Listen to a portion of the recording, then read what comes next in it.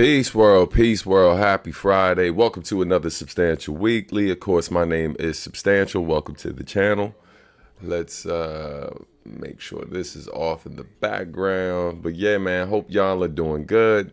Yeah, I don't know if y'all saw any technical difficulties, but it was definitely some things happening on my side. But if you didn't, even better. Hope y'all are doing great, man. Welcome to the channel. Be sure to subscribe if you haven't already. Hit that like button, all that good stuff, you know. Shout out to everyone in the chat already. What up, Steph? Hope you feel better. Early Bird, what up, man? See you later today. Shout out to, hey, what up, Stacy? What up, sis? Kais, peace to you. Happy payday indeed to those of you who get paid on days. Man, listen. If you ever want to know what it's like as a full-time musician in terms of pay schedule, whew, that's a video and a half, you know what I mean? But I spend a lot of time breaking that down to artists. But if y'all ever got questions about that and how difficult or challenging it can be, getting used to like that, like how that works for musicians, gladly would share that with you. I think it's just important stuff for people to know, especially when you support certain artists. Chile Arts, I hope I said that right. Peace, fam. I was just showing another artist that I work with. Shout out to Shani She. I met up with her 2 days ago. And, you know, we were talking about other dope artists that we know and that, like, you know, that I hope to work with at some point. And so, man, I was showing her some of your stuff. You know what I mean? You know, but shout out to both of y'all for being amazing visual artists, you know. But happy Friday to everybody, man. We got a lot to talk about today. I'm not going to sit up here and try to predict to y'all how long today's show will be, because I'm pretty sure I've started a lot of these videos by saying, oh, yeah, it's only going to be like 30 minutes or an hour today because I got blah, blah, blah. And the next thing you know, 2 hours later, we're still here. So it's going to be what it's going to be. You know what I mean? But just a heads up, the goal has already been set for today. If we can hit 5 super chats, I think of any range I got it set up for. But if we hit 5 super chats or donations via the other apps, y'all just have to notify me in the comments or chat when you made a donation somewhere else. And then I will verify that. And if we hit 5 today, I got a lot of new music, man, that I've cooked up over the last few weeks. Some with artists you know, and then some tracks with artists you don't. You know, new Bop Alloy, and yeah, I've been writing and recording more in the last 2 weeks than I have maybe all year. Like I think the last time I've written and recorded this much, I was in Japan with Marcus D. So definitely got some stuff that I want to share, but yeah, per usual, man, we'll put it behind, since it's unreleased stuff, we'll put it behind the goals. And if we hit our goal for today, you know what I mean, I'll go ahead and play the joint. Again, it doesn't have to be large amounts and stuff. Anything y'all donate is greatly appreciated, whether it is, you know, $1, you know what I mean, or more. Whatever you can do is appreciated. You just let me know. If I see it in the chat, I'll verify that. And yeah, man, we can hear some new music today. But shout out to David Atkins. What up, brother? Good to see you up in this joint. And yeah, so let's get into it, man. So a lot to cover first and foremost. Shout out to everybody. Let me make sure this thing over here is down just in case. Because my phone is connected to the joint just in case we are playing music today, but I just don't want it playing anything at random. Hold tight 1 second. But yeah, man, so a couple different things. So number one, you know, a lot of you know that, you know, I'm hard at work on the next Bop Alloy record with Marcus D. We recorded the intro recently. It's just kind of crazy to think that the intro was like the last song recorded for it. There is one track that I want to re-record because I feel like I can do a better job on the delivery. So yeah, we're in the fine-tuning stages now of the album.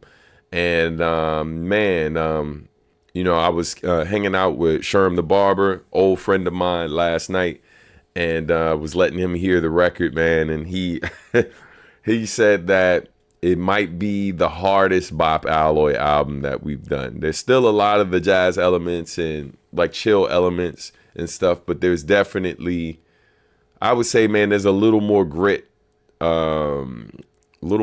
like for certain tracks and stuff, man. Like not for most of it, but like but there's definitely some joints on here where it's just like, whether we're your cup of tea or not, the joint bang. And so yeah, man. Hey, Warpath, man, I appreciate you, brother. Thank you so much, man. Let me get my headphones too. Yeah, man, appreciate it, bro. Thank you. You know what I mean? Keeping me and minds off these poles, one contribution at a time, man. And it's never mandatory, but always appreciated, as I've said 1,000 times in the past. But yeah, man. So super excited for folks to hear the new Bop Alloy record. One of the things, as I mentioned before, is that we're planning to do a Kickstarter campaign, which we will be launching soon. We are in the process of editing the video right now. My hope is to have it finished this weekend, so that way I can, finish editing it, like and get it posted to the channel, and just make sure everything on our Kickstarter page is verified. The dope thing about what Kickstarter does nowadays is it allows people to do collaborations, just like we do on Instagram for Instagram posts. So that way, if you're following me, Marcus D, or the Bop Alloy page, you should be notified when it goes live.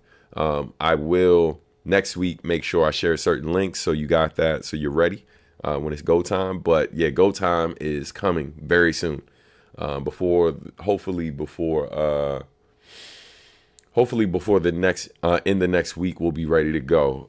But we will see. But yeah, man, super excited, super excited for folks to hear this record, man. We got a lot of great people on it. As I mentioned in the past, we got Blue, we got One Below, Steph is on the record.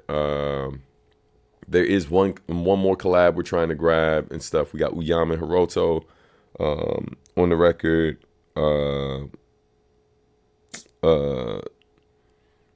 trying to remember this other instrumentalist that Marcus D got to play on the track. Wish he was here in the comments. He would let y'all know. But yeah, man, we got some dope folks. But there is one more collab we're trying to squeeze in there and stuff, because one of the collabs that we've been getting at them for months now, and they said they were with it but haven't delivered anything, and we're very close to finishing up the record, and we're in the mixing process now. So yeah, man, we got to keep it moving, so yeah, man, excited though. Let's see. Let me get to this other stuff, though, I got to let y'all know about. And thanks again, Warpath. I appreciate you, fam. So other news, in terms of other updates. So, oh, my God. Big thing. So I mentioned before that I was meeting with Shani Shi. Part of the reason why I was meeting with her is because we are planning the Think Different Jam for 2026. So that's right. Not last year, but this past, February of this year, we did the first ever Think Different Tribute Jam, which is basically an event where we celebrate the music that me and Nujabes have done together, as well as, honoring all the elements. That's why it's jam at the end of it. It's not just about you coming to see live music from just me, but you get to experience like the various elements of hip hop. We had Shani Shi painting live, who's a muralist and does graph as well. She was painting live. We had b-boys, breakers breaking live. We had producers doing beat sets. Of course, me rhyming live, as well as Javier Starks. And then we also had live DJing too. So we had all the elements present, and a lot of live instrumentation and stuff, me rocking with my band. So it was amazing. It was really an amazing night.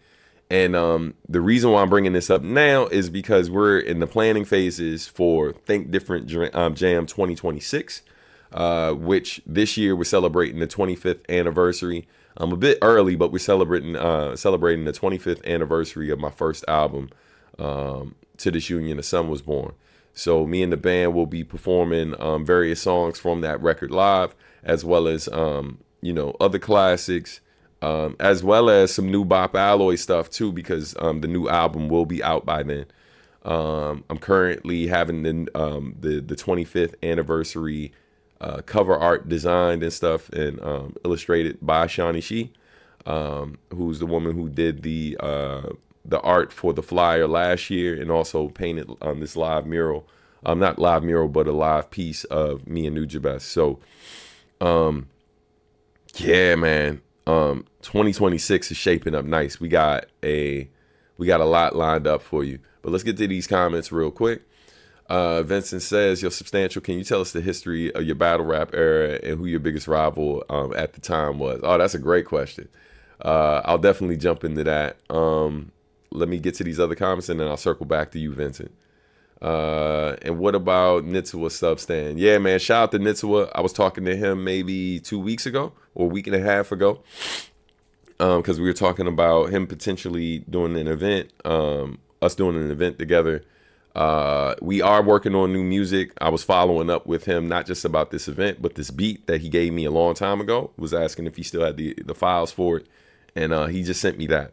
So I wasn't going to talk about this today, but I'll just mention it briefly and kind of move on.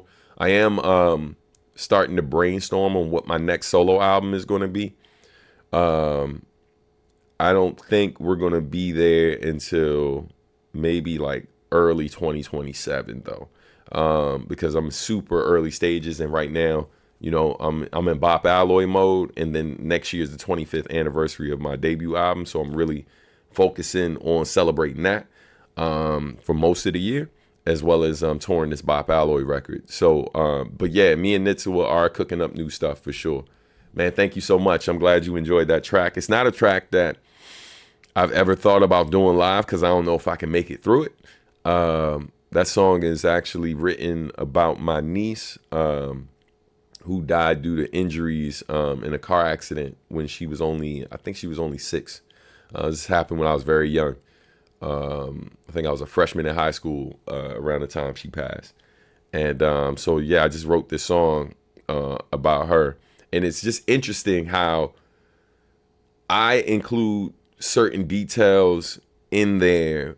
So sometimes I intentionally write stuff that's deeply personal without giving all the particulars, and structuring it in a way where it may not be clear who I'm talking about, right? And so that kind of leaves it open to like interpretation. And so sometimes people, I mean, I've had people like come and talk to me about that song and thought it was about like a different kind of loved one, right? Like not realizing who it was about. And so I intentionally do that at times or whatever, because I like sometimes too much specificity, being too specific about certain things. People sometimes can't see themselves in the song. There are other times where I'm very specific, and I'm like, I'll make a joint and I'm like, no, I'm speaking specifically to black folk, you know what I mean? Or I'm speaking specifically to my wife, or specifically to this person. And in that instance, I was speaking about, my niece specifically, but I also knew I wanted to leave space for people to kind of see themselves in that, even if they hadn't experienced that kind of loss. But yo, thank you, man. I'm glad you enjoyed that joint. Vincent, I'm about to come back to yours next, because I see a lot of comments are coming through, or the chat's busy. Speaking of Bop Alloy, any new Bop Alloy merch or merch in general coming up? The one shirt you sent me is so fire, man. Yeah, so that shirt's going to be available to everybody once the album comes out, and when we're touring and all of that. But we are thinking about other merch. We're thinking about bringing back the old Bop Alloy hat, which, similar to the adultish hat, had like the old cover art under the brim. So we're thinking about that. We're thinking about doing 2 joints, possibly bringing the old hat back, and then also doing a new one that has like the new cover art under it, you know what I mean, or something else. So we are thinking about that. Of course, there's going to be like the album merch as well, like the new vinyl joint. It's going to be crazy. Going to be crazy. Sherm, the barber, was with me last night. I showed him what the cover art looked like, and his response was, it made the old art for all of our old covers look like trash.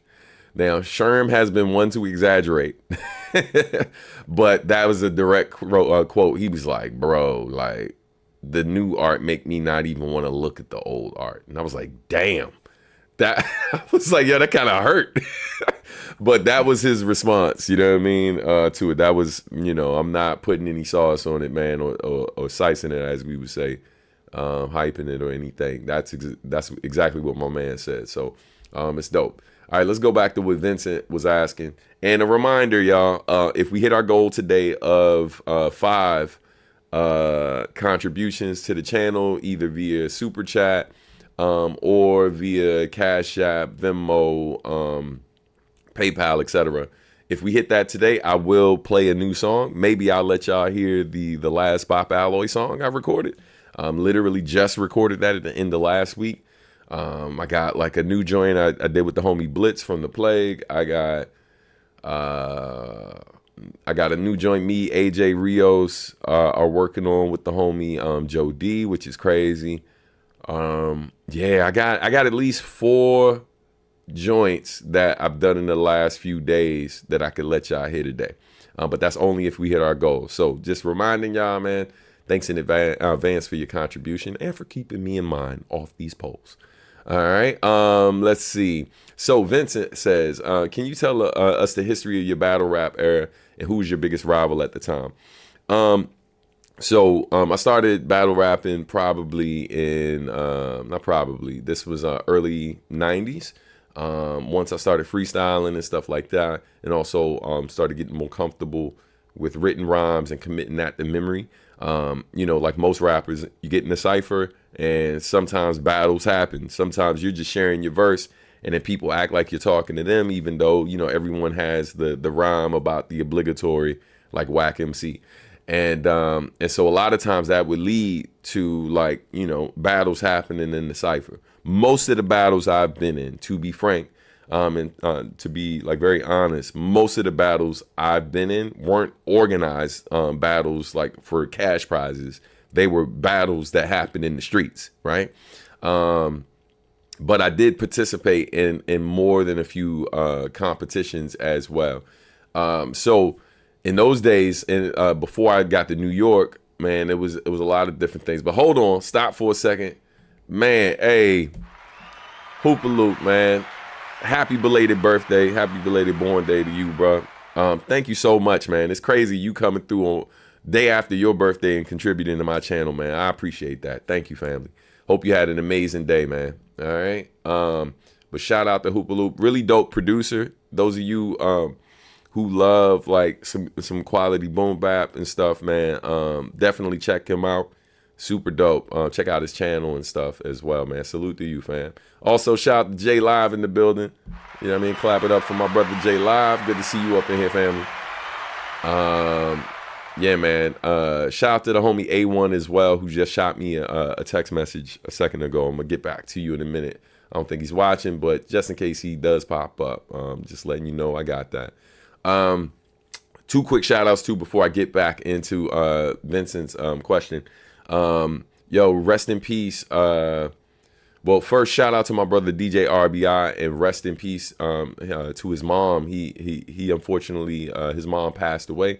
Those of you in the chat who know him personally or follow him on social media, be sure to reach out to that brother, man, and send your condolences. Also, shout out to my brother Matthew Shell, who also recently lost his mom. His mom recently passed away. Yeah, man, definitely. If you follow either one of those brothers, both of those brothers are frequent collaborators of mine, and more importantly, good people.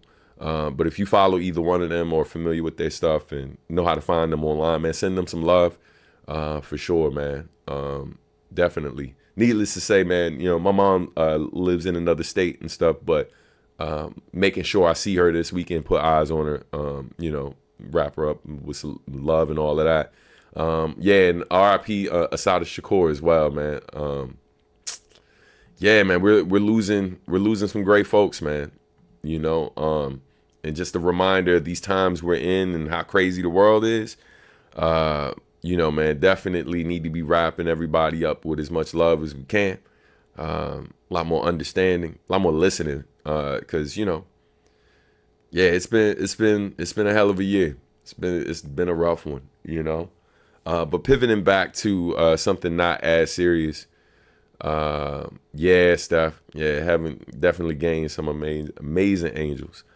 So on back to this not so serious topic, but so early on, most of the battles I was doing was like cypher stuff, and then I moved to New York in '97 for college. When I get up there, initially same thing, ciphers, networking, meeting different people and stuff like that. I also, outside of straight battle rap ciphers, would occasionally get into showcase competitions too. I think I've only ever won one official MC battle. One that was a big competition where local artists got into it.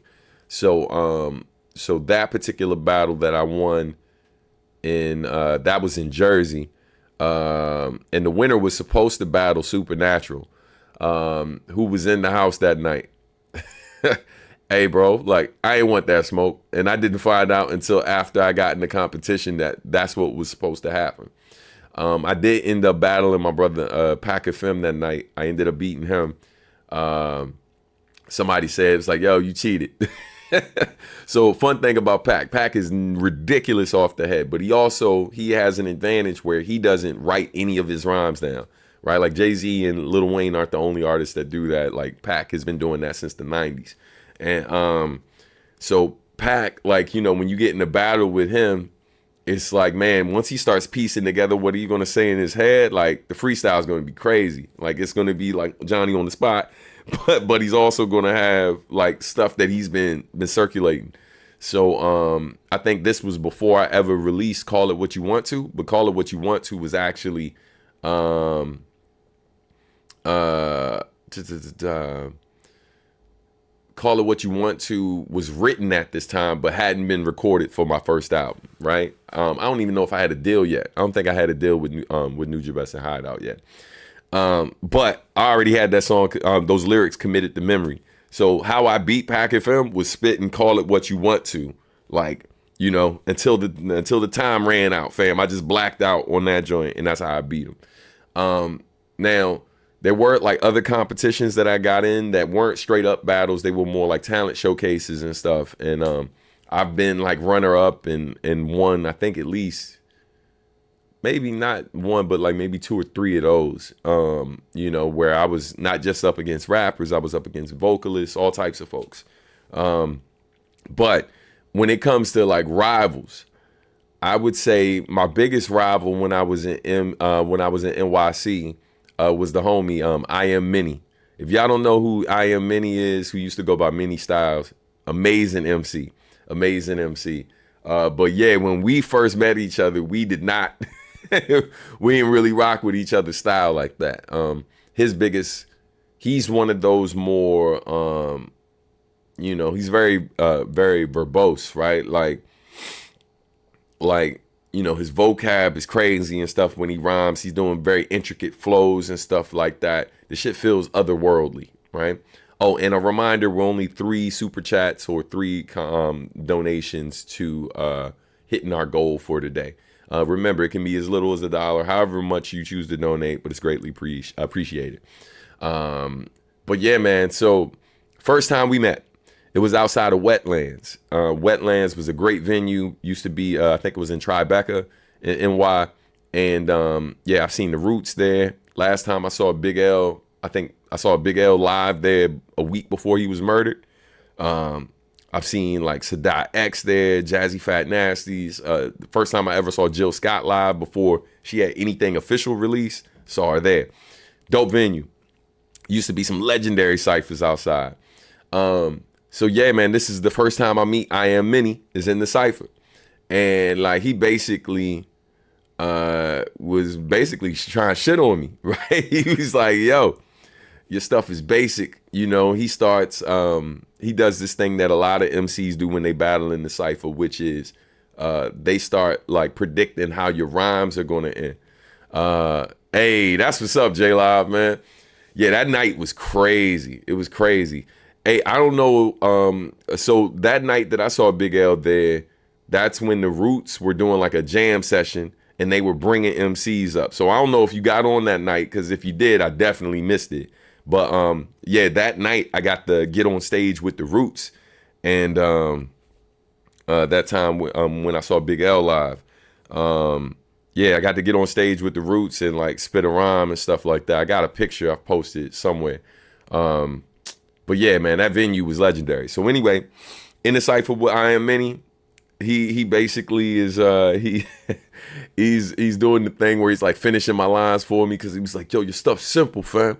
Is that like it's basic? You know what I mean? Like he's like shitting all over me, right? And so after I finished the verse, I say to him, I was like, bro, you overcomplicating this stuff, man. Like, it's very simple, because I say something about you, it's funny, people laugh at you. It's that simple. For me, battling, it wasn't about trying to be the most tough MC. It wasn't about being the hardest MC. It wasn't about, you know, for me, it was really like, how can I put it? It was who could be the most clever, right? Who could also, like, part of being an MC is moving the crowd, right? Microphone control, move the crowd and all of that. So I also have to pay attention to how, like, who my audience is in that moment. So I might be kicking the illest shit I ever kicked, but if it's going over their head, and when he's rhyming, he's one of them MCs where it's like, if you're not a rapper who listens to, like, if you're not an MC or a fan that really listens to like dope, like intricate lyrics, you're gonna miss most of what he's saying. I can follow what he's saying because I ain't saying I know a bunch of MCs like him, but I've met MCs like him before, and I listen to MCs like that. Even though I don't make music like that and write my stuff like that, I still appreciate what artists like him do. So I can follow along with what he's doing, but I'm also following along with the audience, the people standing around us in the cipher, and realizing that they're missing most of what he's saying, which works to my advantage. So one of the strategies I learned, whether it was freestyling or writing my rhymes that I knew I was going to do live and potentially in battles, was spacing out my punchlines, not trying to make everything so condensed, right? Like where someone can miss something. Like I gotta give a setup, big line drops, boom. I know when the big line drops, what's the audience gonna do? Everybody, oh, blah, blah, blah. And in that moment, I can either stop and wait for them, right? Or what I can do is like, yo, I can go ahead and do some filler stuff where the flow feels nice. Like they can just like, they like the flow. And then I'm easing back up to the big line, right? And maybe I stack a couple of simpler lines that then connect with the bigger line. But the biggest thing that I noticed with a lot of rappers is like, rappers were, even though they were witty and clever, they had this hard demeanor a lot of times. So it's like, yo, I'm like, man, I want to make people laugh. I want to make them laugh at you, right? Because like, if everyone's laughing at what I said and then your response is overly serious, it's going to look like you're sensitive, right? And then you become the joke. And now people don't care. Even when you like your stuff is good, like they don't care as much, because it's like you've already lost it in terms of your, you know, just your, like how you appear in that moment, right? And so that's Jonin one-on-one. Like where I'm from, the dozens is called Jonin. And so that's the biggest thing. I could be saying some corny shit. Like it ain't even got to be the most clever thing. But if it gets the desired response from the audience in that moment, and then you respond by trying to downplay the significance of what I said, and then you clearly are bothered emotionally, right, by the fact that everyone likes the thing, but you see right through it, that works in my favor. So I'm playing a different game in the battles. And I remember, man, like, so we battled in that moment. I think I won. You know what I mean? I'm sure he probably thought he won too, based on like how I felt the audience. I'm saying the audience like we still in the club, but how I feel like the people in the cypher responded in that moment. I felt like they were leaning more my way.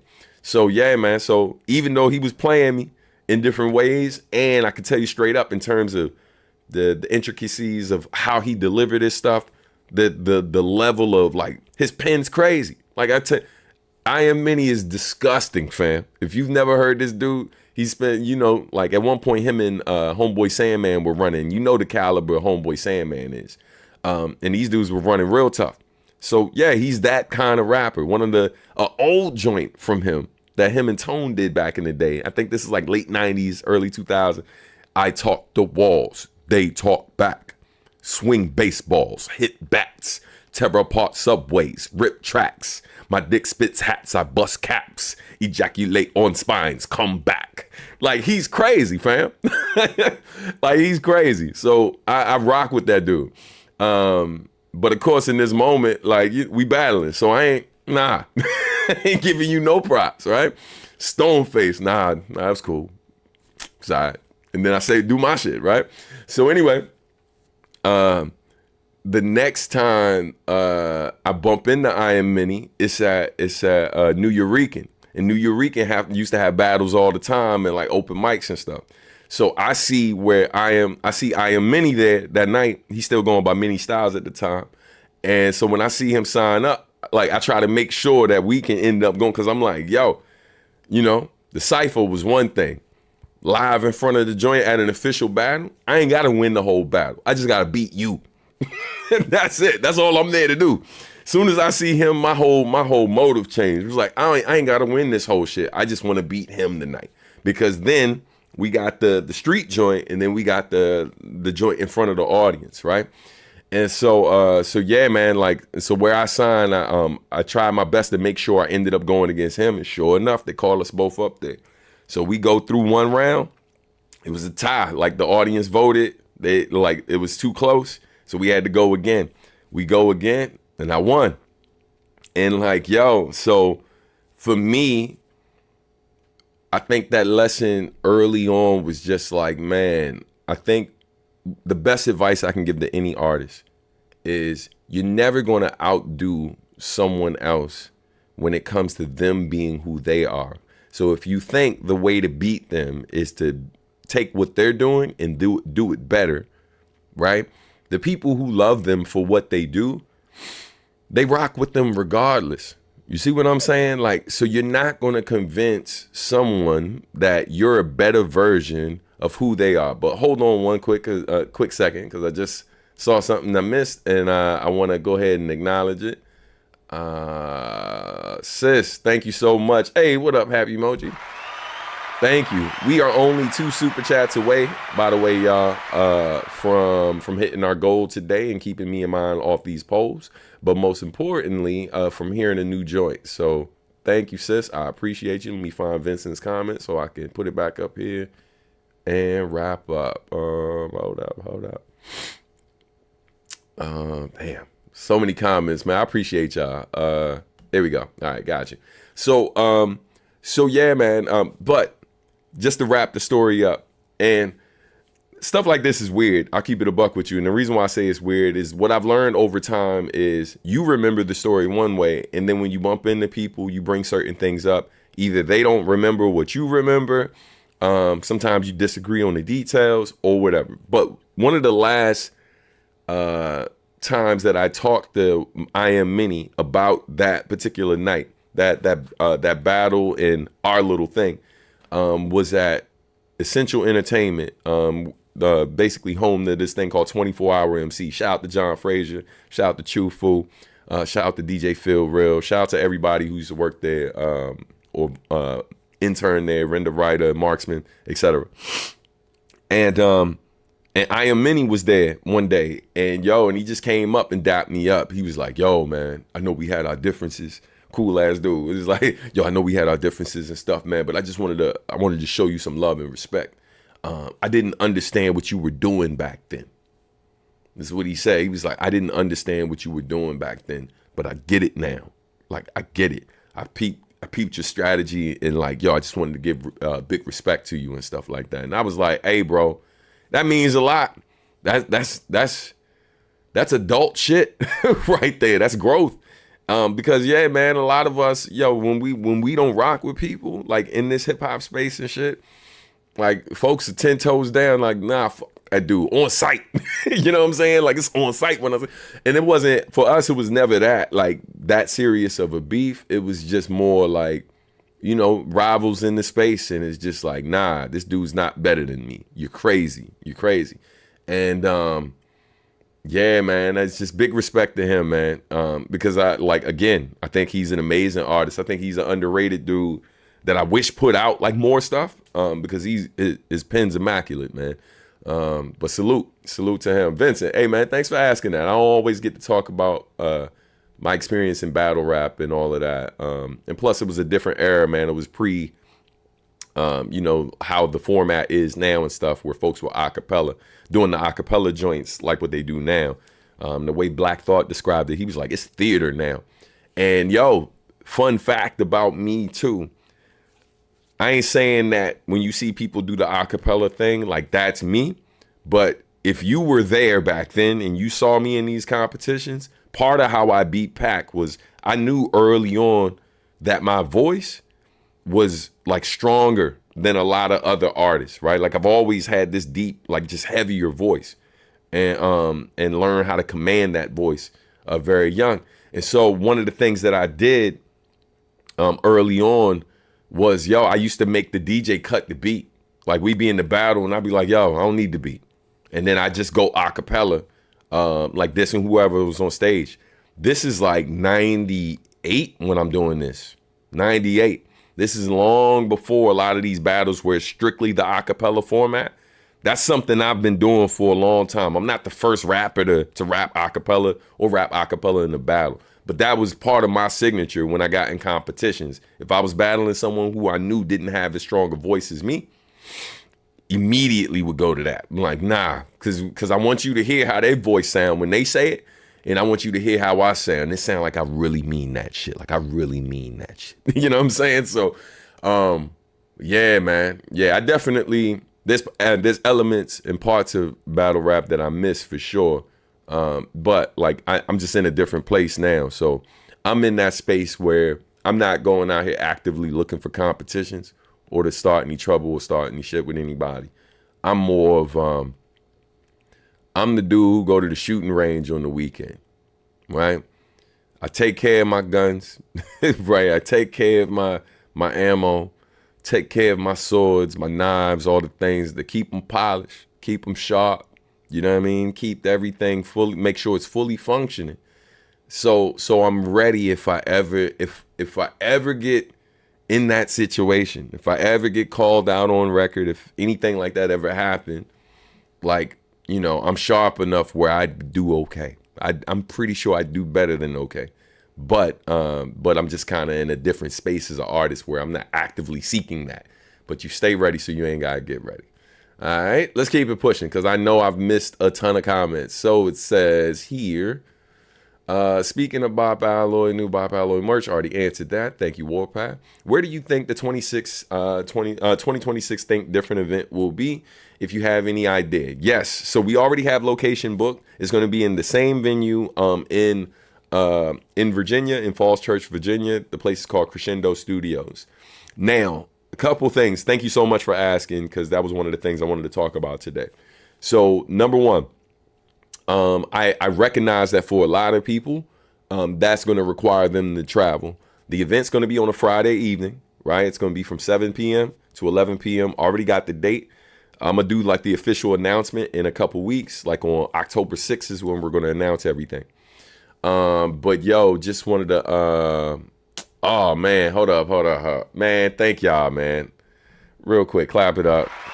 Hey, Steph, I appreciate you, sis. Love you. Thank you so much. B Hoops the Hermit, thank you as well. Man, I appreciate y'all. Hey, y'all, we officially hit our goal for today. So after I say my piece, man, I'm going to after I say my piece, I'm going to play this joint. But yeah, man, sending love to all of y'all. Thank y'all so much, man, for helping me hit the goal. You know, I do these not with the goal of I do these lives to really just keep y'all up to date so y'all can get certain things that's going on with me and certain answers to questions directly from the source. So I appreciate y'all. Because, you know, I don't jump on this joint every week or week in, week out, like for the sake of money, but to really spend time with y'all and just letting y'all get a chance to build as a community and you know, and also, you know, just kind of get it directly from the horse's mouth, man. You get these updates and all that good stuff. But going back to this. So, yeah, so the event is going to be February 6th of 2026. It's going to be in Falls Church, Virginia at Crescendo Studios again. It's already been booked. Now, what's going to be different this year? This year, we are actively looking to build a relationship with one or two of the local hotels nearby. And my goal is to really turn the Think Different Tribute Jam into a destination event and make it so that people are willing to travel for this, right? And try to make at least a 2-day experience out of it. And so what do you mean by 2-day experience? Substantial? Well, let me tell you. So this year, we've already confirmed Crescendo for the following day. Where earlier the next day, we're going to make it so that when you buy tickets for this event, if you purchase like one of the VIP levels or something like that, we're still fine tuning the details, but basically we're going to make it so that you can pay for a ticket at a certain price, which would include the first day and the second day. The second day is going to be something short that's going to last from like 11 a.m. to 2 p.m. and it's going to be a brunch at the venue. So you can come back. There's going to be a brunch. There's going to be a panel where it's like live Q&A. You get to ask me questions. Possibly, depending on who some of the other artists are, they may participate in this. I am working on like this little mini doc to include as well. So you get to maybe hear about some things that you didn't hear about before. Nah, it's not the Rock Nation brunch, fam. It's not like that, but more so just kind of like this event where, you get to have a little bit more like time with the artist. Because, you know, the day of the show, certain people get to chop it up with you. Most of the people don't.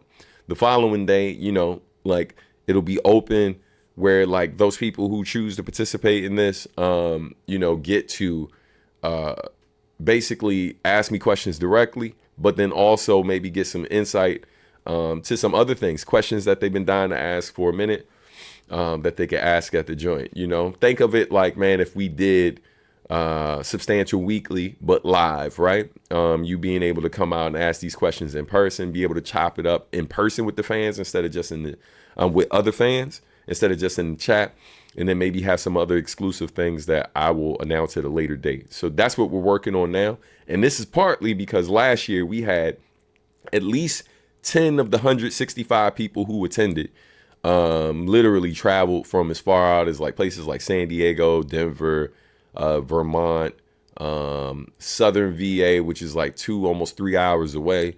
Some people it came from like further south than that, and then some people it came from like other places and like as far out as like different parts of Maryland that were as far out as like being near the Delaware line. So a lot of people traveled from pretty far. So and I was getting a few questions last year about hotels in the area. So we're looking to expand what we're doing.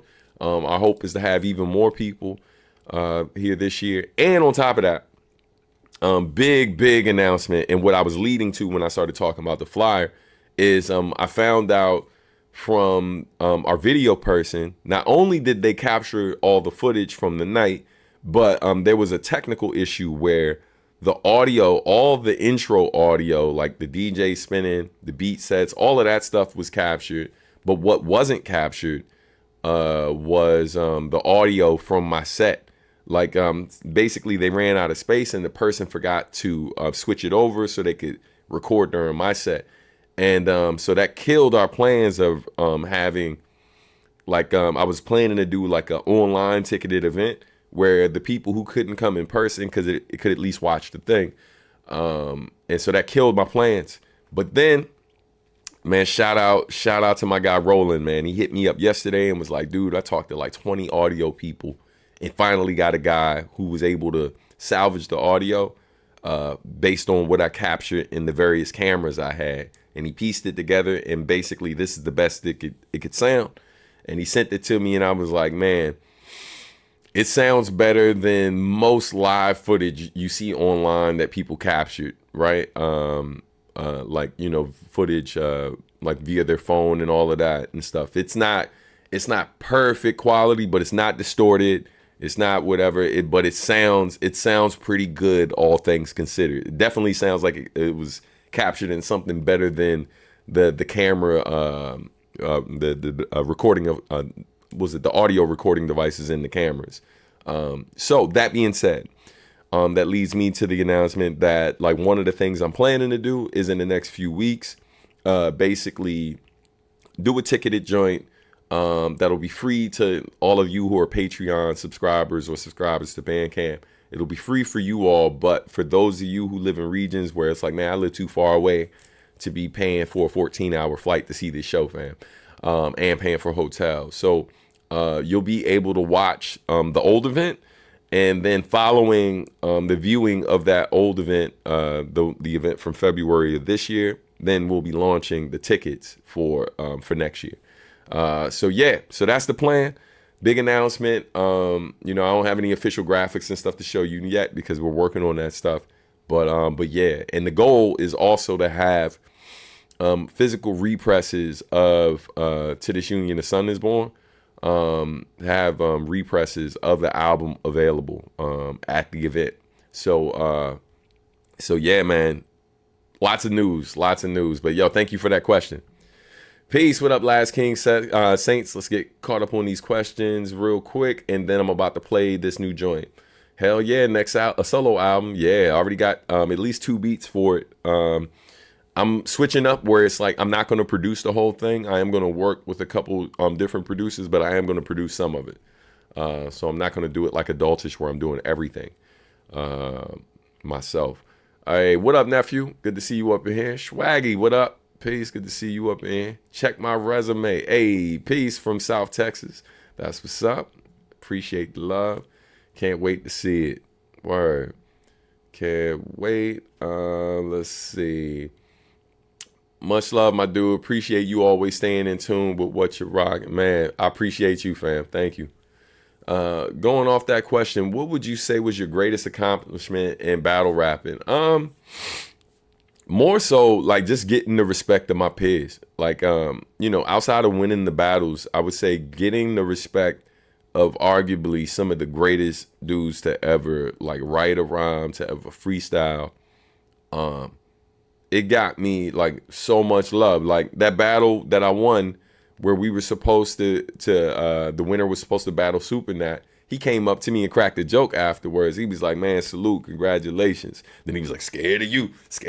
You know what I mean? Like being funny or whatever. But I mean, even him joking like that, you know what I mean? I knew he like, this dude ain't scared of nobody. But like, that was just his little like way of showing respect to me. And man, I greatly appreciate it, yo. Like it's, you know, he's one of the greatest to ever do it. Arguably the greatest freestyler of all time, if not one of the greatest freestylers of all time. So to get that type of love from people like him, to get love from like Packet Film, Tone Deaf, salute and rest in peace to my brother Pumpkinhead, PH.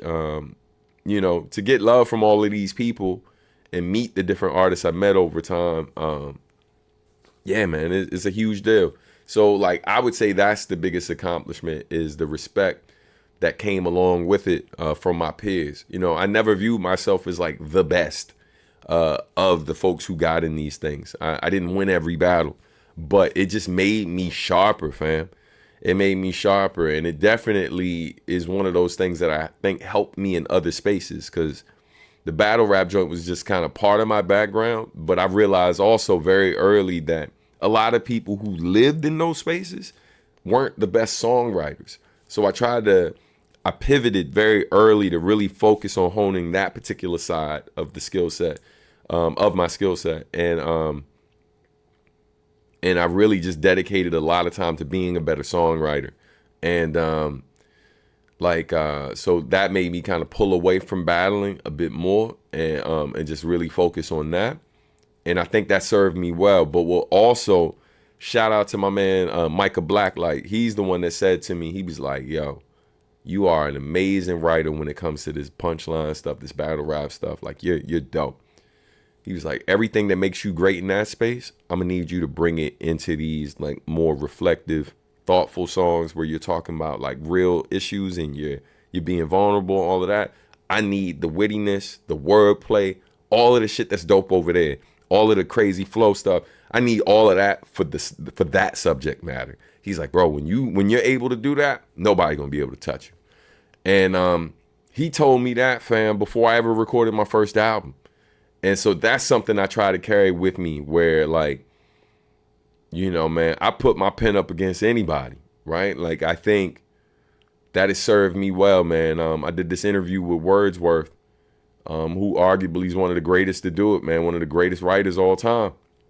And like, I'm listening to this dude talk about my stuff, and like, I'm, you know, inside, man, the kid in me is like, yo, if you know, like those of you who know who Wordsworth is and know how dope this dude is, like that's a big deal. Peace, Early. See you later today, bro. All right. But yeah, man, thank you for that question, Warpath. Let's get to everyone else. Good morning again. Happy Mochi. All right. Let's see. I feel like that Big L name can be spun around to me. I take big losses in modern day. Yeah, indeed. Oh, nah, it must have been different. I saw him at Tramps before he passed. I did a root cipher at Knitting Factory, but Def rocked Wetlands a bunch. Word, yeah, it was probably a different joint. Reminds me of the movie Gladiator. Win the crowd and you got it. Indeed. Sounded like a really fun time. It was, man. Nice. We got to listen to some beats today. So yeah, we definitely gonna listen to something. So I'm gonna queue up something. It says waiting. You guys to Turkey. A lot of fans here. Yo, would love to come back to Turkey. I haven't been to Istanbul or Turkey in general. I haven't been since 2012. So we're working on the tour. All I can tell you is if you actually have contacts with a promoter there, right, or a venue. If you're telling me there's a lot of fans there and stuff like that, and there's a promoter who may be interested, best thing you could do to help us out is put us in contact with those people or put us in contact with a venue, and then we can explore what could happen. Right now, we're confirmed for Madrid, and we're just kind of solidifying some last details for that. And we're in talks for Rennes, France. We're exploring some options for the UK, but waiting to hear back from a contact we have out there, see if they can link us with the right people, and the same thing for Paris. So that's where we are right now. Turkey wasn't on the radar at first because honestly, I don't have any contacts on the ground out there who could help with the booking. See, here's the real challenge is I know people in a lot of different countries, but some of the people I know in these different countries aren't tapped into the audience who knows our stuff. And that makes it very challenging to get booked. So like what could help us is people linking us with people who are amongst the people who know that we have an audience in these places, because then it's an easier sell because we have the data to show them where our numbers are. Like our biggest fan base in Europe is in the UK, and then second is Paris. But the UK, in terms of our fan base, is like 3 times the size of the fans we have in Paris. But then the last show we did in Paris, which was a very long time ago, like 2017, we nearly sold that show out. It was on, I think it was like around 200 people came out to that smaller venue, but it was a great time. So we're looking to do something similar. UK, we could probably do something comparable to that, or maybe even a slightly bigger venue. But, you know, we're trying to play it modest because we haven't been to Europe in a while, so we don't really know what to expect. We did get a lead on another country today, but you know, that's very early stages, and I don't want to put the name out there until it looks like, you know, something's going to happen. Once again, take care, Early. See you later, bro. Let's see. Imagine Mac says, bro, my 22nd B-Day is February 2nd. I will totally be there. Traveling from North Carolina. That's what's up, man. This sounds like an amazing event. I've been dying to see you live. Yo, respect to you, family. Thank you, man. All right, look, somebody beat me to it. You won't be disappointed, homie. I was fortunate to meet Stan twice when he came to Philly, man. Thank you, fam. I appreciate that, bro. Who would you say is someone who greatly influenced you and you learned a lot from but never met? Damn. Great question. Oh, man. Never met is the hard part because I typically don't,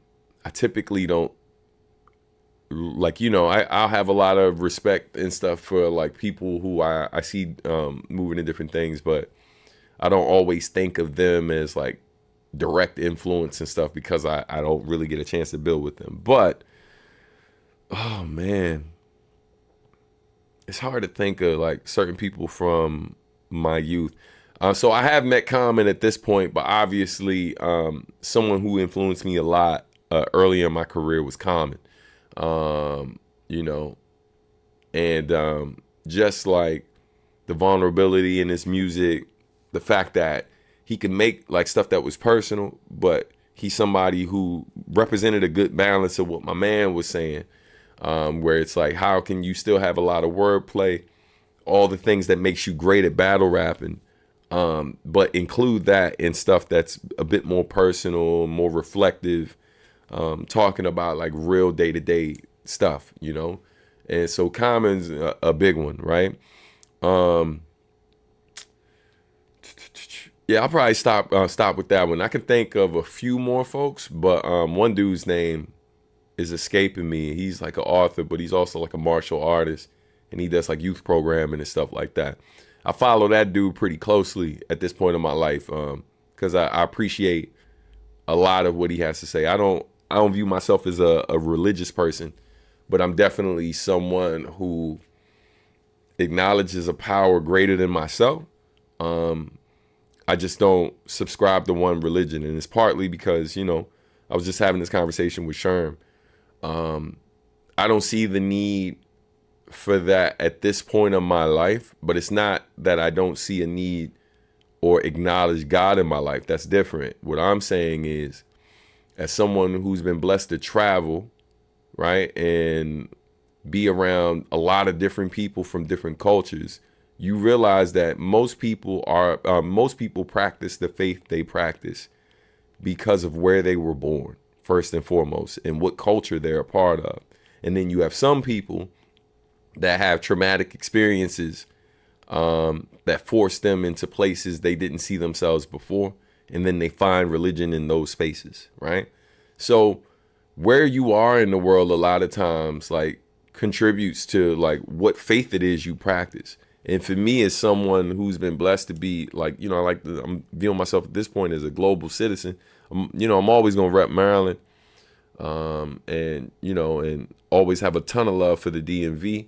Because I spent a ton of time in DC. I spent most of my time in this area working in DC in different capacities, and spent most of my time living in Maryland or living in Virginia here. And so this is a part of me.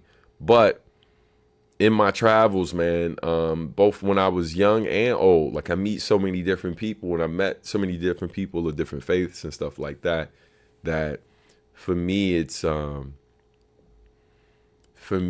like I don't think any one thing is right. I think all of it has things that are greatly are extremely useful to the people who find it and find ways to apply it in their lives in meaningful ways. So I don't judge anyone for practicing different faiths and stuff like that. There's a line I think Common was talking about influential people to me. He said, that's what got you doing right and helped you this far, whether you say in Jesus' name or Alhamdulillah, right? Like, so like acknowledging that, like, man, if you're good people if you're good people first and foremost, what matters most to me is that, like, that goodness in you.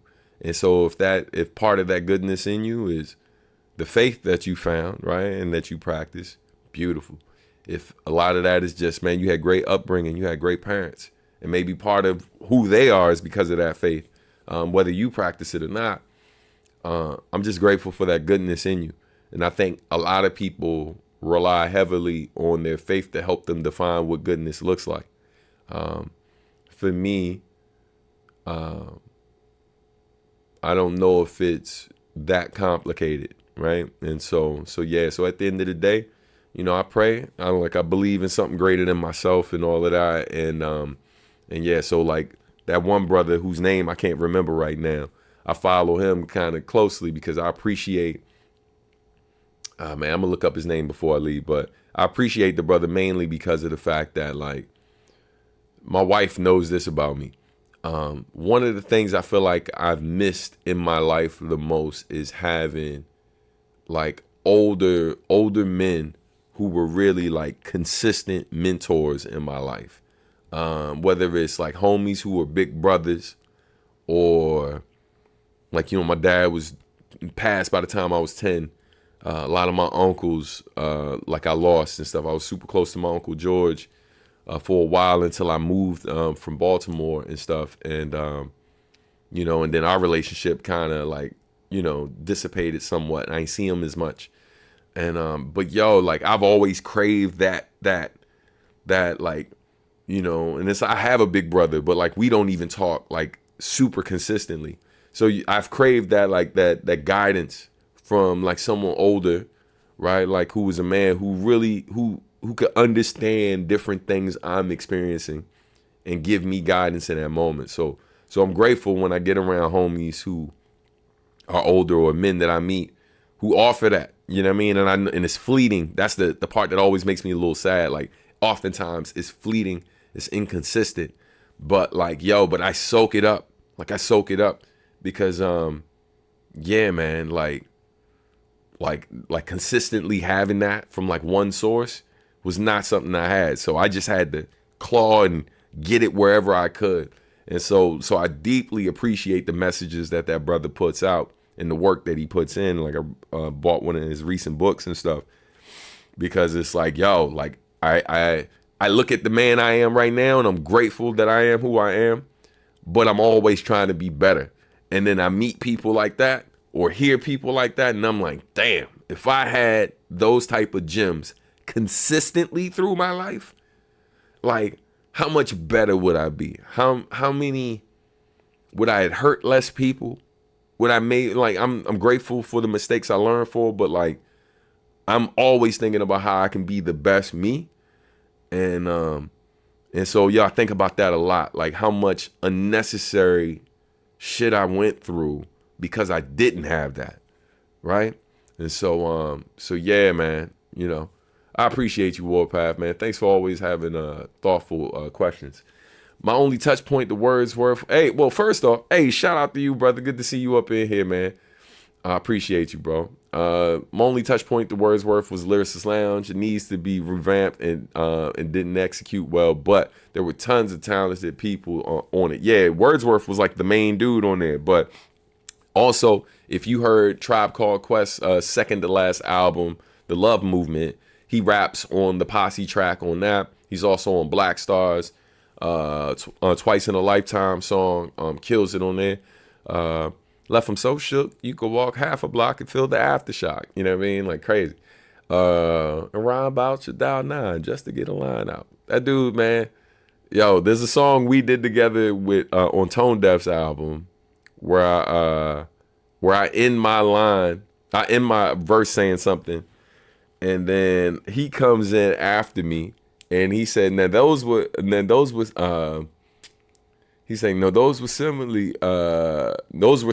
Stop mixing the two. An asshole with no talent. That's a metaphor. Description of you.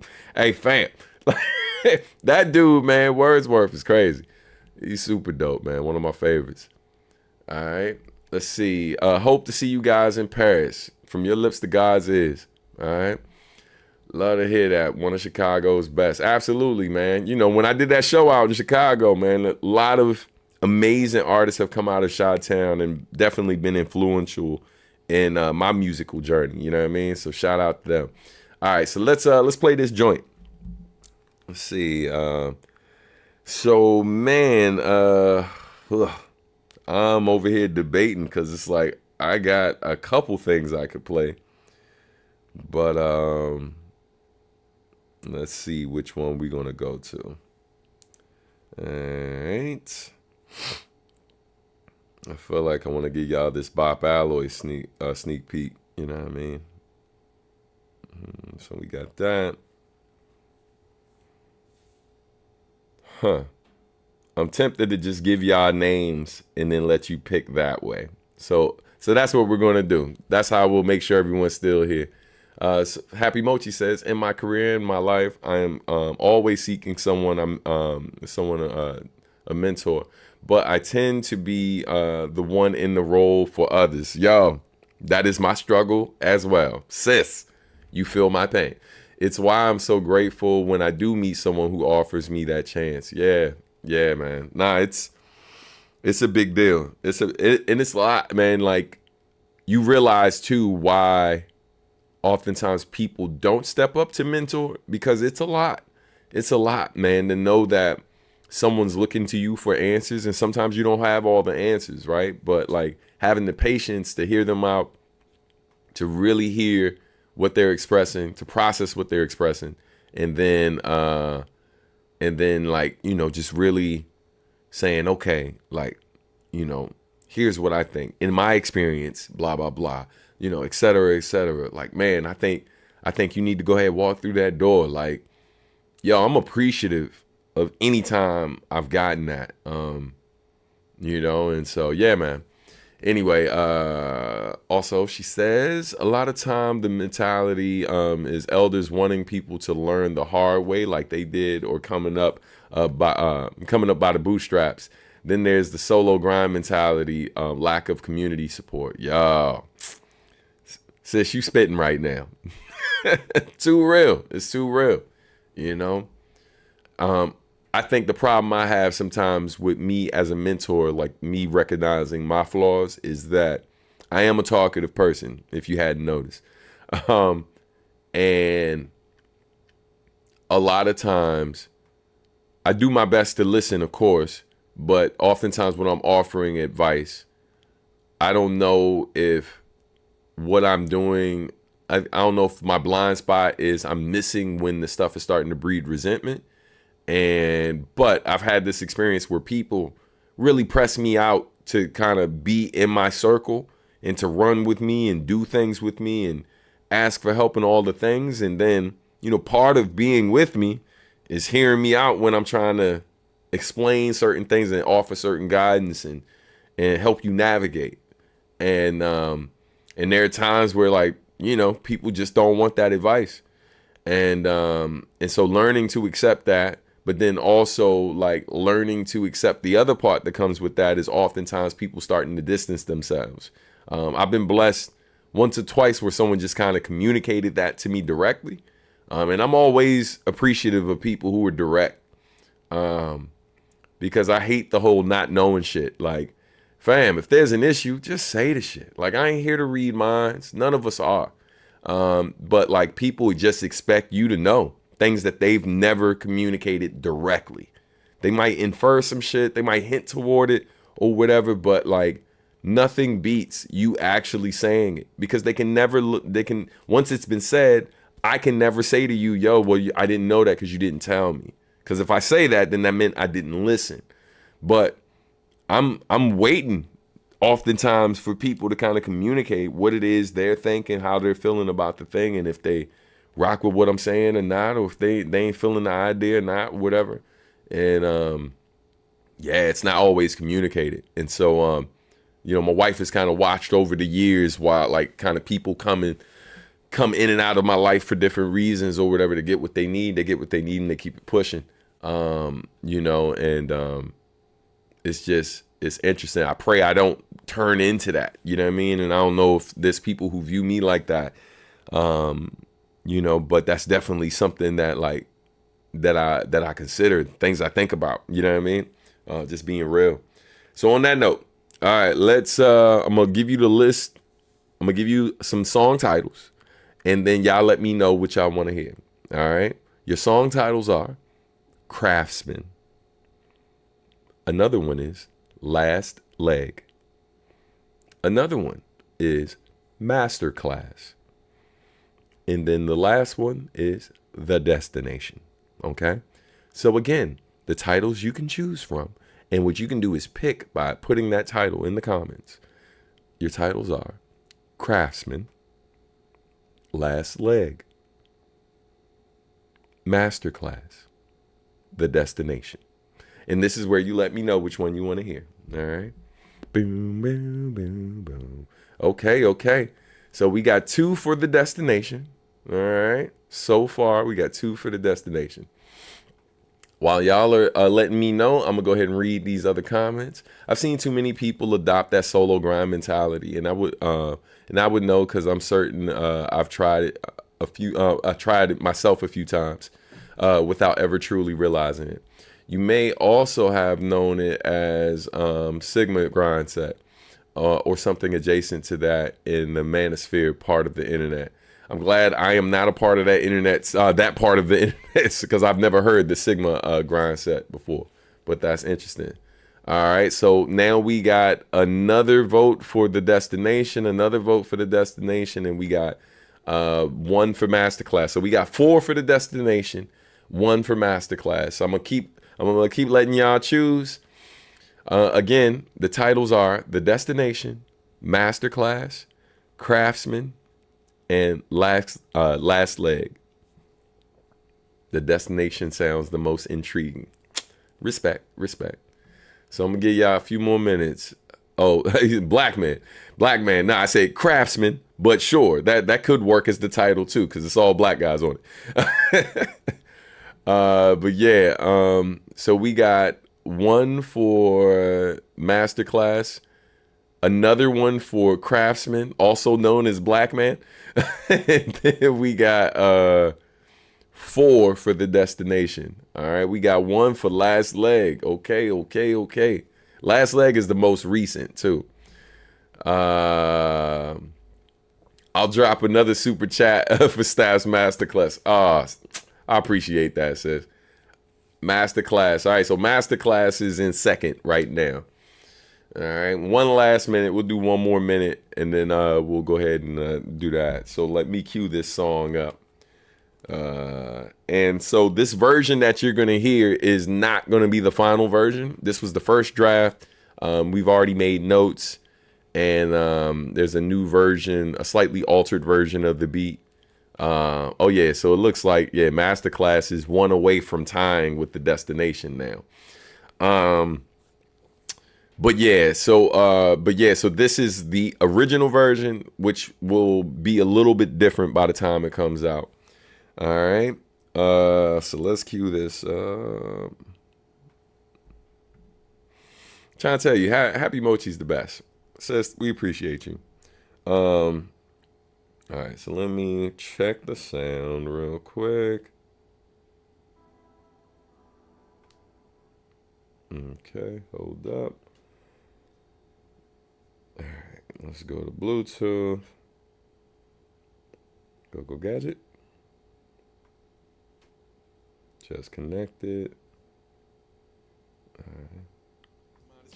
Yep, there it is. All right, cool.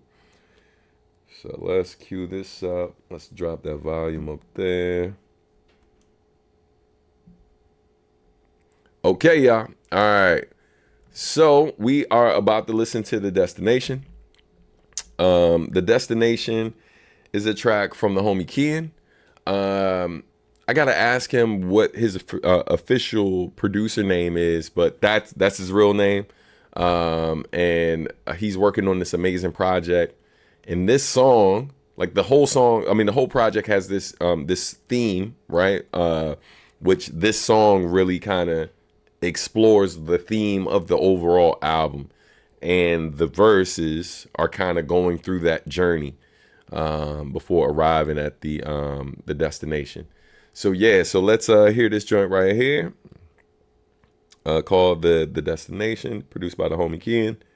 And yeah, man, when we get a bit further down the road, I will let you know what the when that song is coming out, because right now I don't have a release date for it. But yeah, but you get the sneak peek right now. All right, so here we go.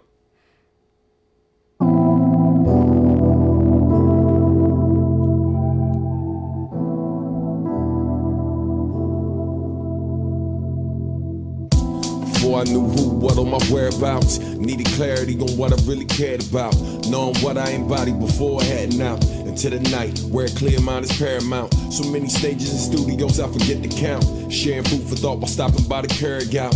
Now I look deep within before I let it out, and made friends in places that I read about. When you're living out your dreams and everything you touch ain't really what it seems, lifting people up by any means is routine, still following the light despite the darkness you've seen. Most of my life I've been surrounded by queens, so you shouldn't be surprised I led the life of a king. Before who and where I was were the same, I was tripping without an idea on what to bring. Now I know. Now I know. Now I know. Now I know. Now I know. Now I know. Now I know. Now I know. Who you are is where you are. Yeah. So you were never that far from the start. When they stop looking out, look within, buckle up, cause that's where the journey begins. Yeah. It's like the more I seen, the more I see. Went to why not from why me. Transform might be to mighty, not likely to there's none like me. For better or worse, fam, spoon fed my spirit, it didn't get on my shirt. The only thing we dropping is gems and dead weight. Minding the path as I'm making headway through the urban forest that left me callous and scarred. When the city lights flicker, they almost passing for stars. I'm writing at an hour when most be chatting with God. When your ancestors call, navigating the fog, now the shit experience is slowly guiding my steps. Treading wild waters when I am out of my depth. I have been blessed cause many drowning in debt, but I rise to the test cause I won't die with regrets. Now I know. Now I know. Now I know. Now I know. Now I know. Now I know.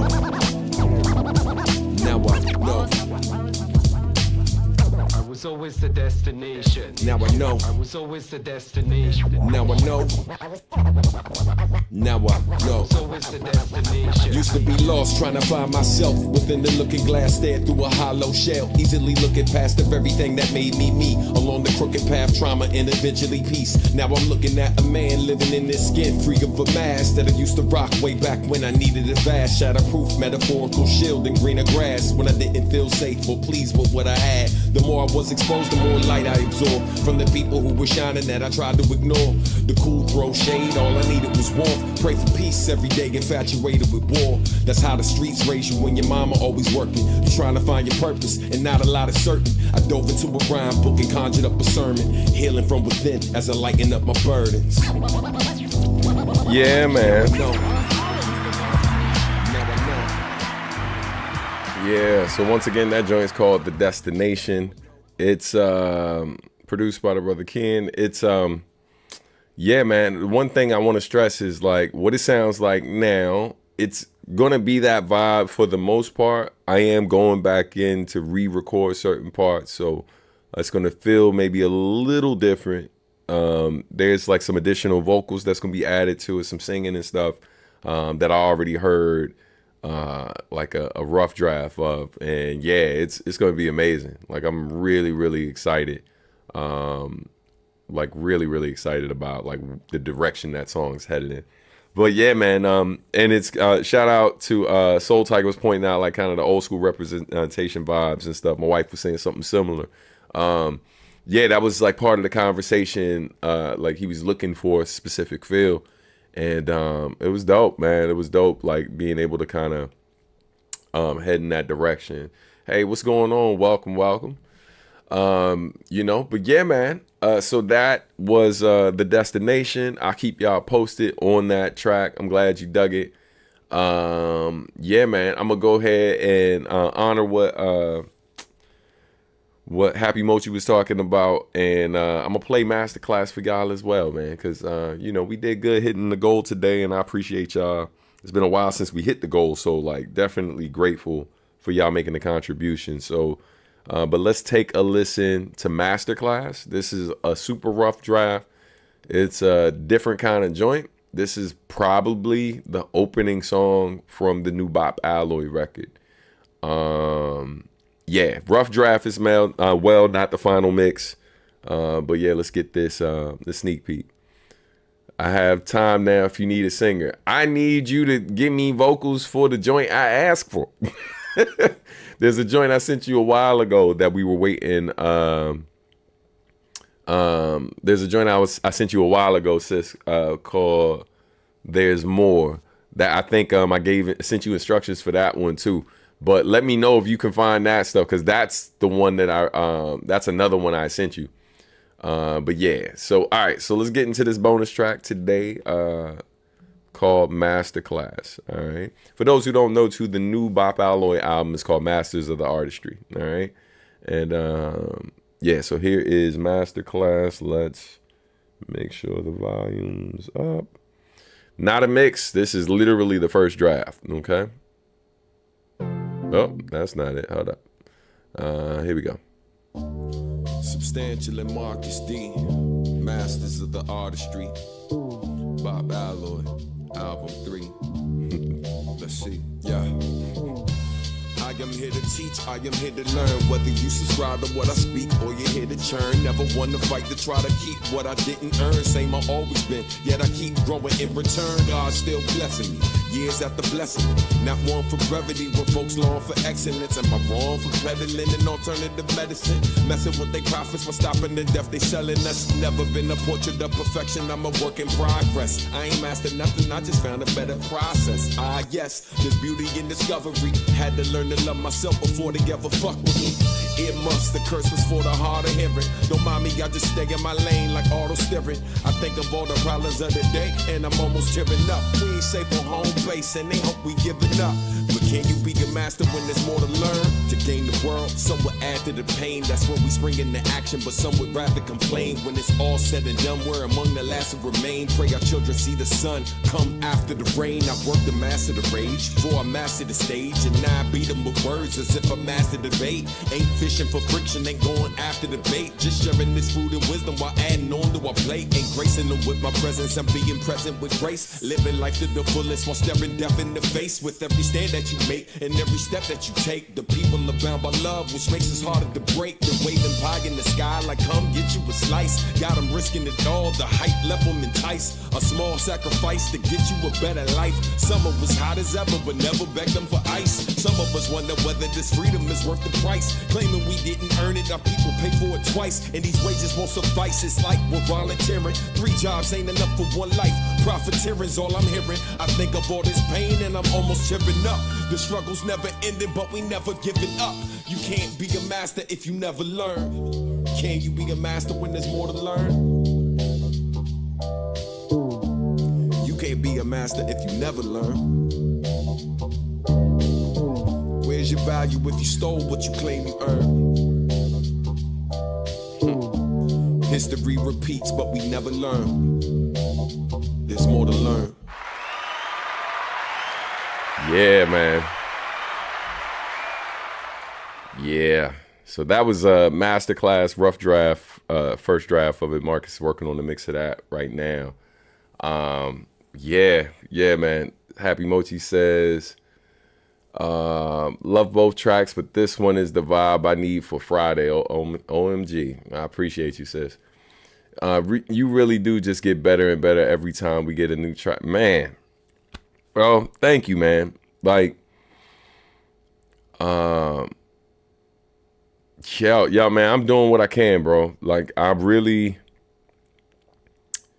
it's really one of those things where I don't know if y'all noticed, I really love doing this shit. Like, I really, really, really love it. So, like, I'm just you know, I'm just trying to make sure that at this point, anytime you hear me, you can hear that love, you can hear that passion come through.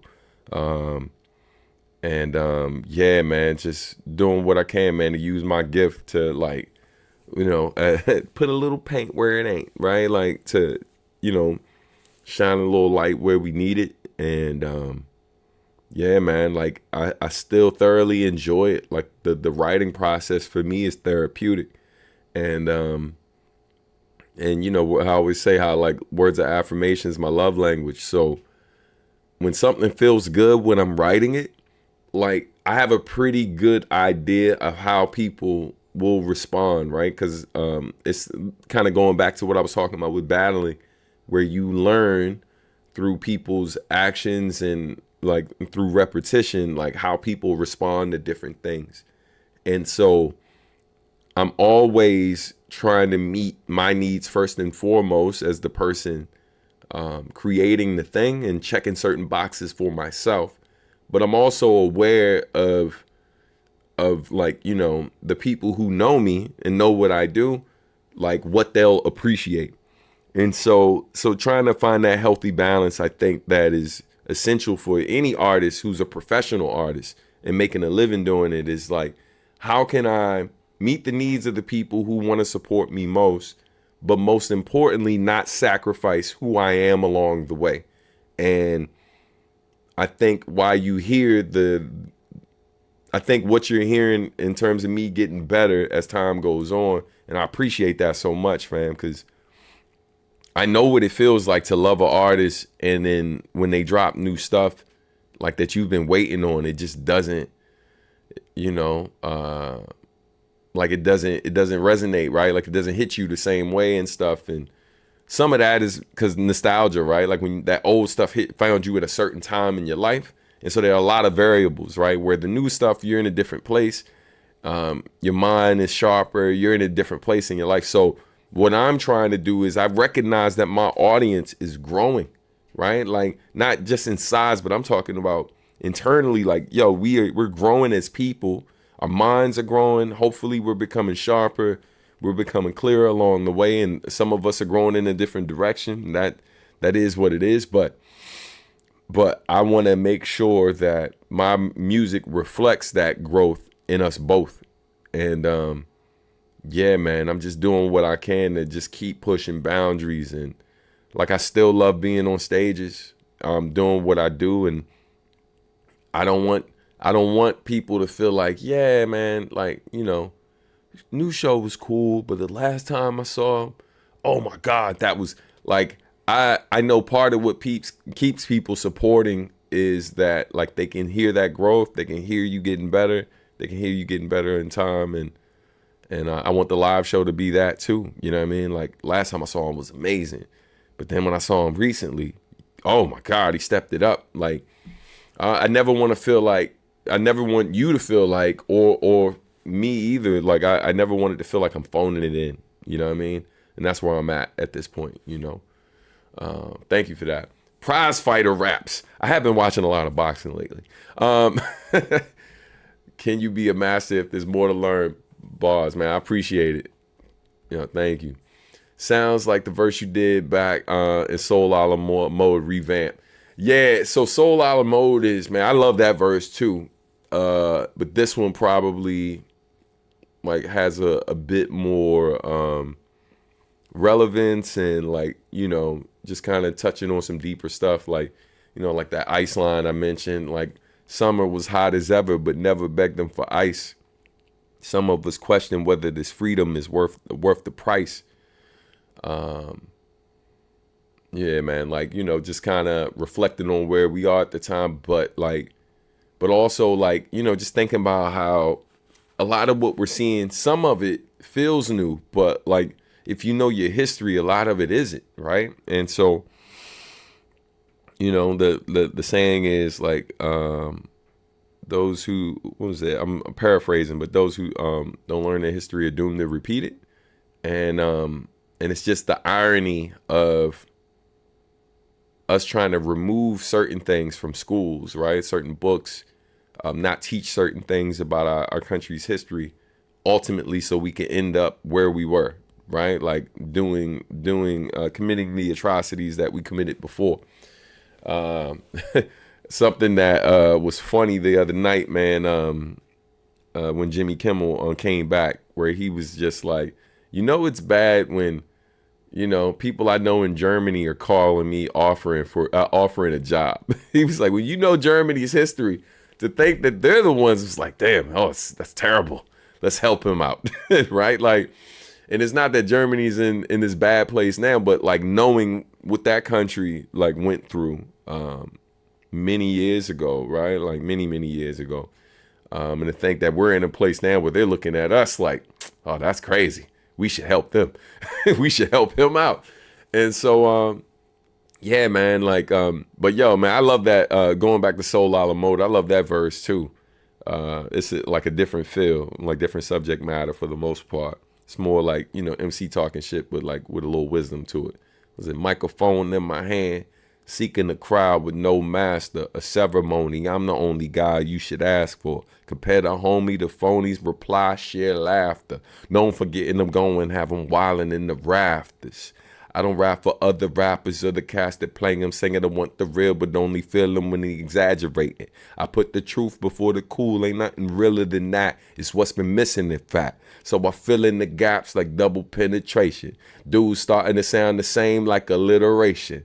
I'm your liberation. Ain't no imitations, understudies, or stunt doubles. Obliterating any fuddy-duddies that want trouble, or whippersnappers getting after the fruits of your hustle. But fail to capture, they're not factors, dude. I won't stumble, even though I just stumbled.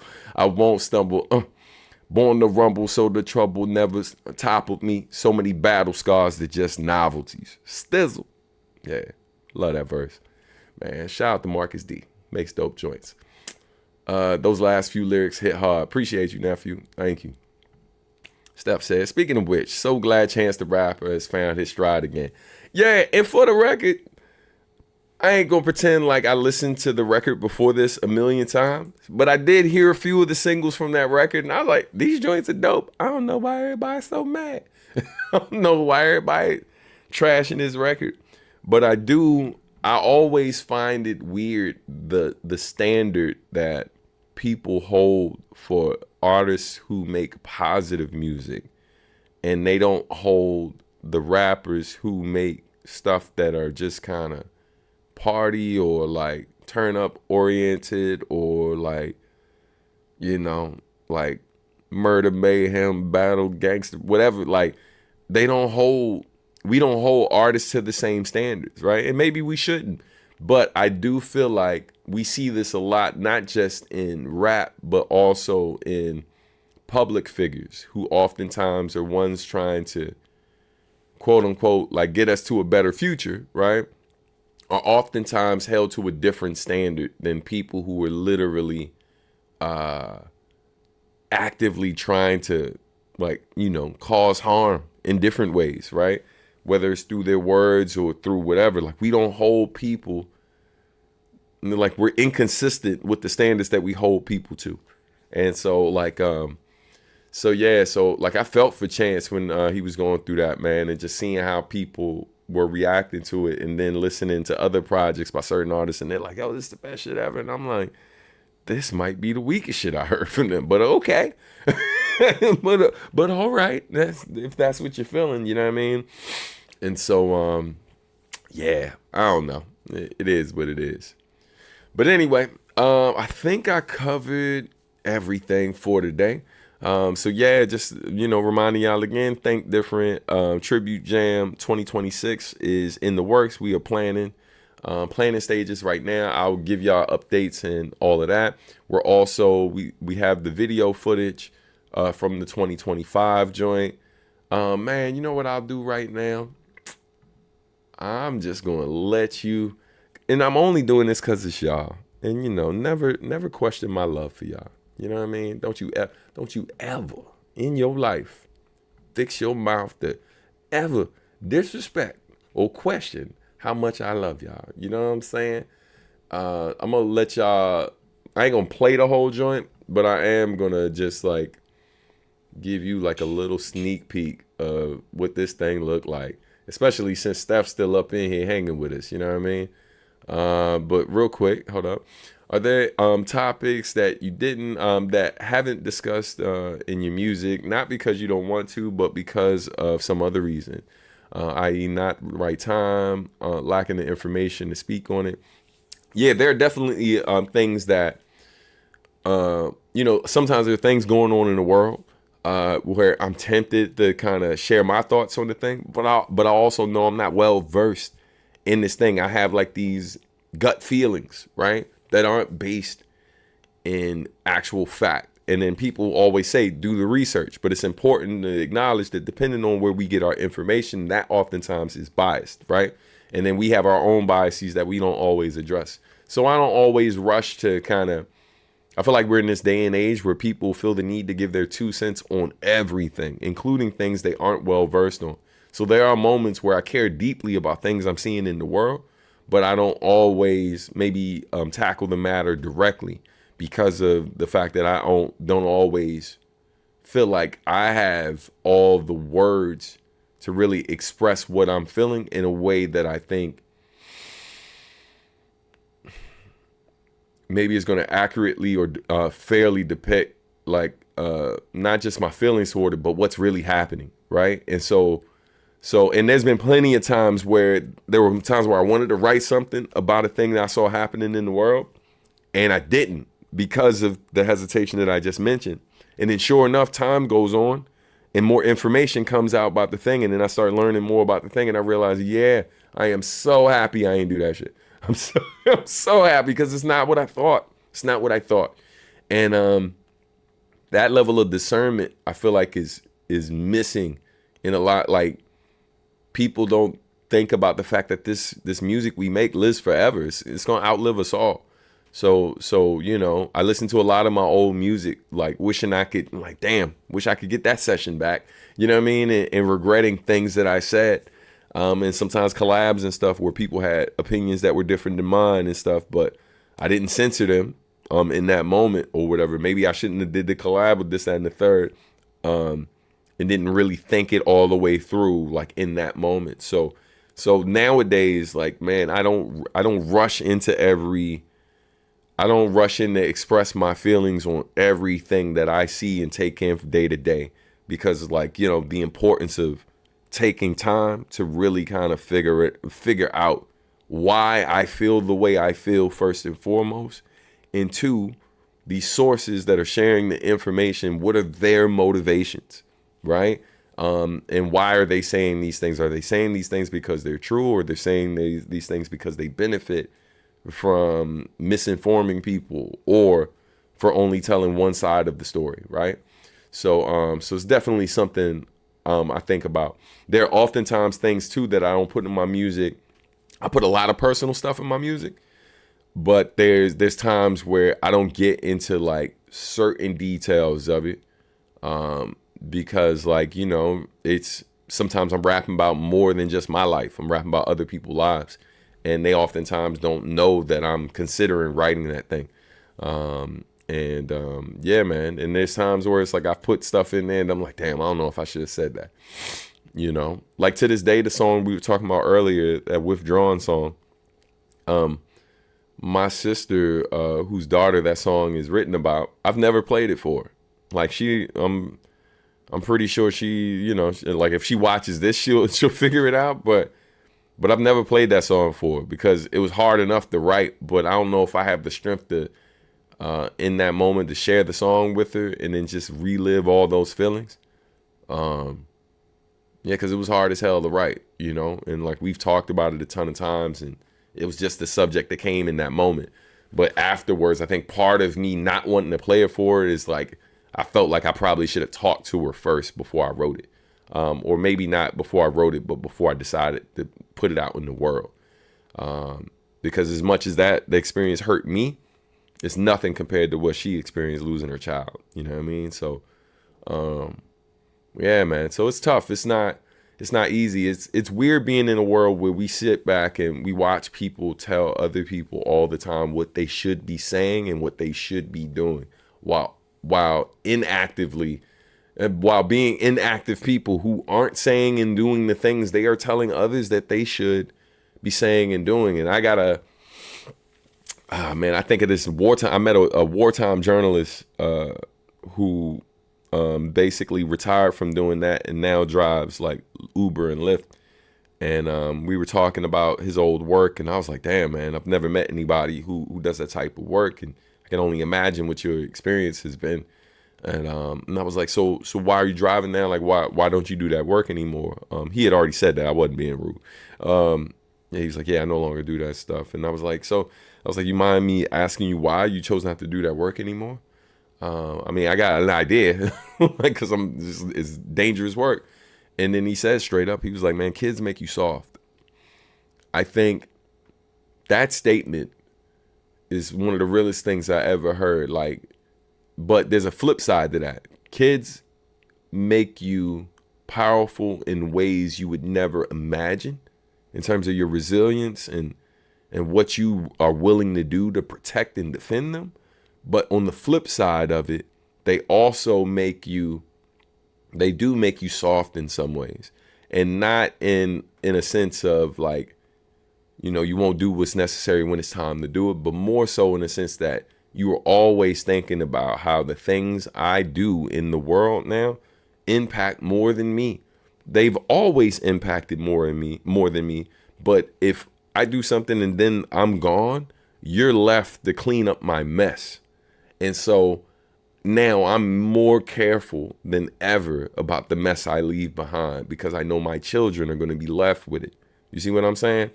And I also got to realize too that a lot of the arguing and back and forth I would do with people online at one point, like, yo, it ain't hard to figure out where I'm going to be in the world. You know what I mean? And I'm a person who either shows up by myself a lot of times, or maybe like with one or two homies. Like I don't have this whole entourage. The biggest group of people you'll see me with most of the time is my wife and kids, right? So I've recognized the fact that I don't need to unnecessarily put them in harm's way, even if I got strong opinions about different things. I understand that there are other ways to fight, and I understand that I got access to more money and resources at this particular time of my life than any time. So there are ways that I can fund and support different things that I'm passionate about and wrongs that I see being done and stuff. I can put funds toward things to counteract that, to fight those things, and help do work behind the scenes without everybody being in my damn business. And also, most importantly, without announcing my plans every time I got a problem with something, making it easier for people to fight against what it is I'm trying to help. So like, you know, just things you learn with age, man, you know. But I appreciate that, Happy Mochi. Hello, beautiful people. What up, Colin? Nah, man, right on time. We're eating good today. Glad you're enjoying the show, family. We've always been blessed to have you into our lives, man. Thank you, Bravo. Appreciate you, family. Love you. Everything you do, Steph. Love seeing you in Virginia surfing the tribute. Word. Yeah, she killed it at the tribute. Yo, Steph, man, I was watching the footage. Oh yeah, so let me do the thing. I said I was gonna do a thing and then I didn't do it. So look. All right, let me put this up on the screen just so y'all can see. I'm not gonna play it. I just want y'all to see what, like, when I do the ticketed event and you realize, like, oh, that's why we pay, because it looks beautiful. It's beautiful. All right, so share screen. Let's go here. Let's put that there, and then let's put this up, and let's try. All right, so yo, we gotta fix this part, right? Like, just a quick glance, like, of how beautiful it looks. Man, shout out to Roland, he killed it. So I gotta fix it so it doesn't say with the Sun Hues, it's Suns Hues and RBI, because DJ RBI is a part of the Suns Hues. So gotta fix that particular part. But this is just a still. Them colors are clean. Family. It is beautiful. Let me, like, again, I'm not gonna play it. I'm just gonna kind of scroll through so you can just see some stills of how beautiful that. Come on, yo, look at that, man. Crescendo's a beautiful venue, you know, and he didn't have a camera at the very back, so you could see exactly how many people were there. He just had them like strategically placed in the venue. But yeah, it was dope. Try and get another one. This is a different angle. Yeah, man. Oh my God. Oh my God. And so just watching this yesterday, and Steph, don't worry, I'm gonna send the link to you in the band so y'all can check it out. But he spent months trying to salvage the audio. From this angle, you can, well, hold on. Thought it was going to a different angle. Trying to get this one image. There we go. See if it's going. Why is it not going? It's showing me one thing in the preview, but then not. There it is. So that's the live painting that I was talking about. The Shawnee She was doing. You know, so like you get some glimpses of that. Like that's the piece she did of me and Nujabes together. You know, but yeah. So, but this is the joint that I'm gonna. This is the joint that I'm gonna basically do a like a ticketed thing via Bandcamp that those of you who aren't already subscribers can actually why is it not going to this name? Can watch this in its entirety. Okay, man. Trying to get a good shot of that. Anyway, yeah. What's crazy is this little line here, how people thought they actually couldn't come up closer to the stage. I was like, man, it's amazing how you put certain things on the floor and like, man, y'all are nice people. They're like, oh, we can't walk past that line. I'm like, that ain't why it's there, but okay. Yeah, no, I respect it.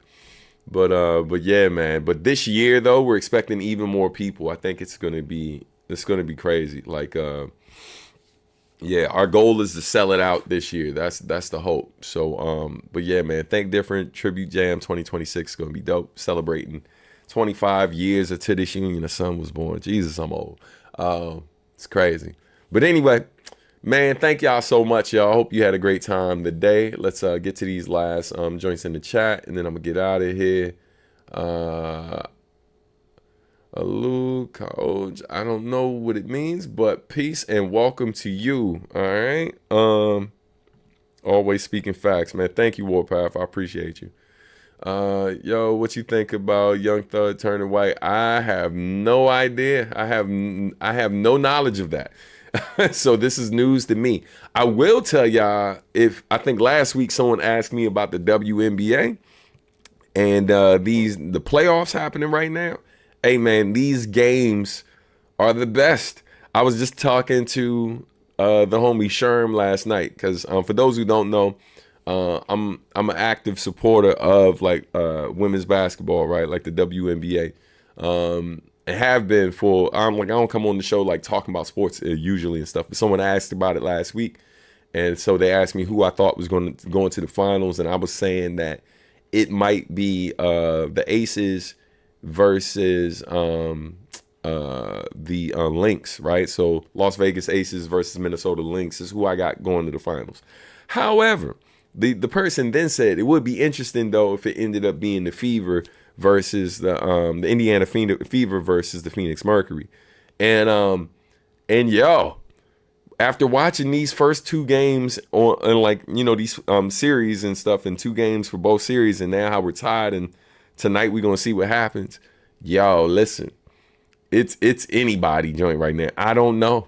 I think it's still gonna be who I said it's gonna be, but after watching these games, I really don't know, because this is beautifully matched up, man. Like we got some great games. Like we got some great games right now. And so, yeah, for those of you who love basketball, of course, I know a lot of people love watching the men for a lot of different reasons, but like for the dunking and all the things, like some people feel like it's more exciting.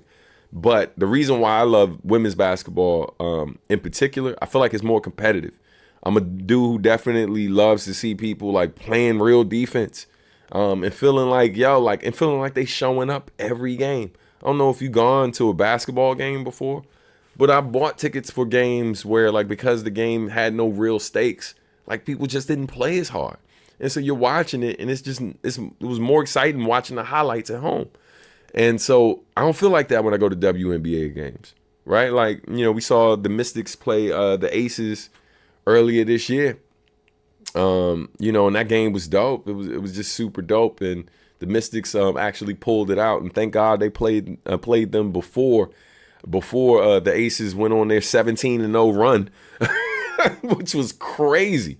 It was mopping all of these matches up, and so yeah, man, I just enjoy it, and I first started really getting into women's basketball like because of the middle school I used to work at. The boys invited me to one of their games. Hey, man, shout out to any of my former students that's watching this. But y'all know y'all was trash. Hey, man, the boys' team was trash. Like, they were terrible. And so, man, first game, last game, I was like, yo, I don't need to watch any more of these joints. Y'all got to get that shit together, please.